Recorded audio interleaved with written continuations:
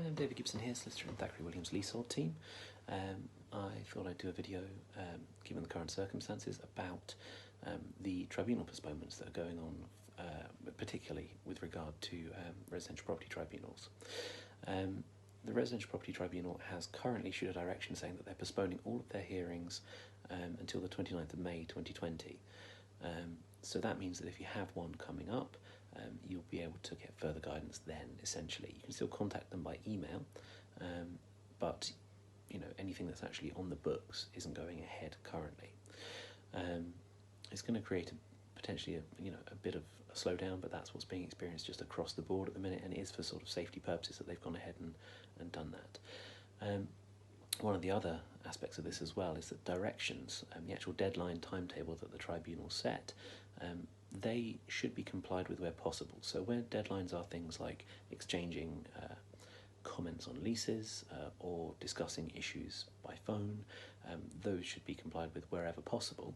And it's only when they're not possible that you can legitimately miss the deadline, essentially.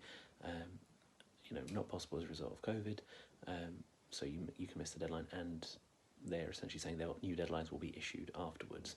You have to be careful because it's never advisable to miss a tribunal deadline, if at all possible not to.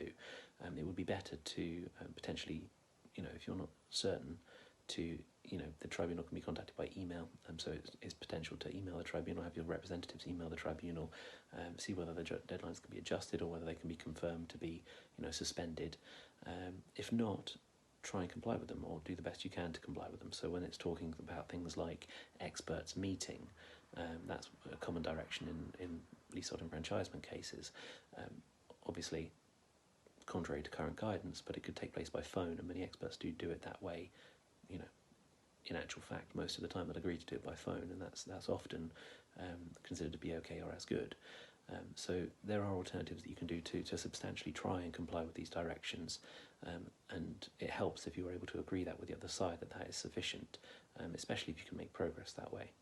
So that would be the current guidance, is to try your best and have your representatives try their best to comply with any directions that they still can. Many of them you will be able to comply with, and if not, then you have the advantage of that potential postponement for reasons due to the current outbreak until 29th of April.